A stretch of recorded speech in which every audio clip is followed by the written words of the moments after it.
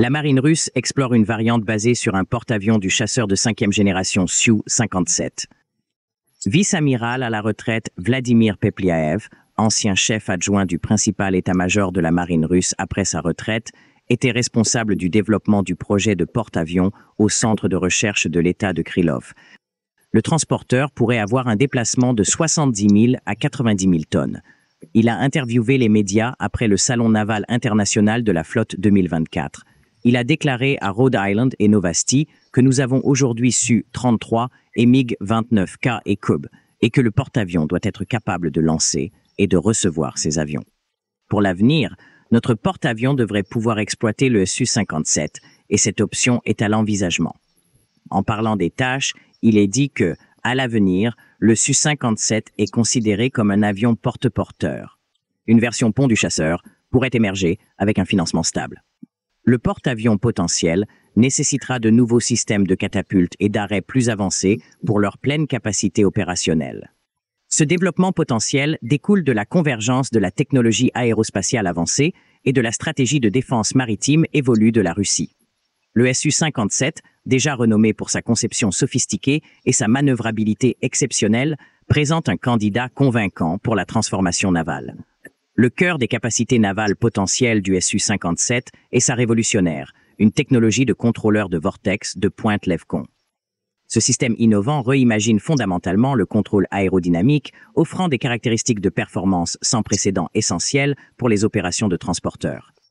La technologie Levcon permet un contrôle extraordinaire à basse vitesse et empêche le starrage, attribut absolument essentiel lors du fonctionnement à partir de l'environnement contraint d'un pont de porte-avions.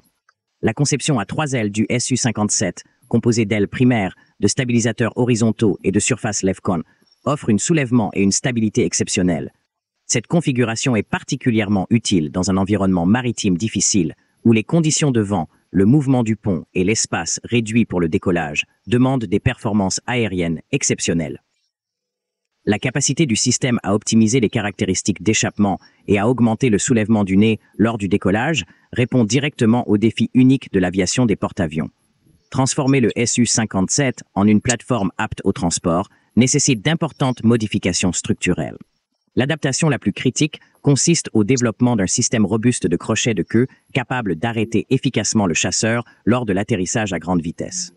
Les ingénieurs envisagent 2 approches principales, soit le remplacement de la bombe arrière par un compartiment à crochet de queue dédié ou l'extension de la section de queue en suivant les principes de conception établis dans d'autres modèles de chasse russes comme le Su-34. Le renforcement structurel représente un autre défi d'ingénierie crucial. Le train d'atterrissage et le fuselage doivent être fortement renforcés pour supporter les contraintes extrêmes des décollages et des atterrissages. Ces modifications impliqueront probablement des matériaux avancés et des techniques de conception innovantes afin de maintenir le poids et les caractéristiques de performance de l'aéronef tout en assurant la durabilité dans les conditions opérationnelles maritimes. Comparé aux chasseurs contemporains comme le F-35C américain et le J-20 chinois, le potentiel Su-57K présente des compromis technologiques intrigants.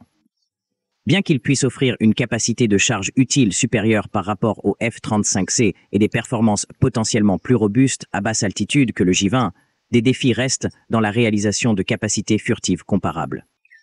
La philosophie de conception du Su-57 priorise les performances cinématiques et la polyvalence, potentiellement avantageuse dans un contexte naval. La stratégie globale de l'aviation navale russe est étroitement liée à la réalisation d'un Su-57 version porte-avions. Des investissements financiers importants et un engagement clair en faveur du développement de porte-avions modernes seront des conditions préalables à ce projet ambitieux. Les contraintes actuelles, telles que les limites budgétaires et le vieillissement des infrastructures des actifs navals russes existants, posent des défis majeurs à une mise en œuvre rapide. Si le Su-57K parvient à passer de la conception à la réalité opérationnelle, il pourrait fondamentalement redéfinir les capacités de l'aviation navale russe. Le chasseur représente bien plus qu'une simple mise à niveau de la plateforme. Il symbolise une reconsidération stratégique de la puissance aérienne maritime. Sa fusion avancée de capteurs, ses capacités supersoniques et son potentiel d'intégration avancée des armes pourraient offrir aux forces navales russes une flexibilité opérationnelle inédite. le potentiel Su-57 reflète la complexe intersection de l'innovation technologique, de la vision stratégique et de l'ingénierie militaire.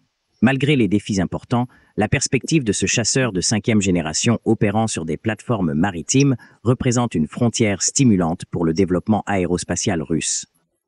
Le succès ultime du Su-57K dépendra non seulement de la capacité technologique, mais également de l'engagement politique et financier soutenu pour développer les capacités de l'aviation navale russe. Alors que les technologies militaires continuent d'évoluer, l'adaptation navale du Su-57 témoigne de la transformation continue de la guerre aérienne moderne, où l'adaptabilité, la performance et la vision stratégique convergent pour redéfinir les possibilités opérationnelles. Maintenant, pensez-vous que le Su-57K sera meilleur que le F-35C? Faites-nous savoir dans les commentaires. Veuillez aimer et partager nos vidéos et abonner à notre chaîne. Veuillez également participer à notre chaîne pour nous encourager.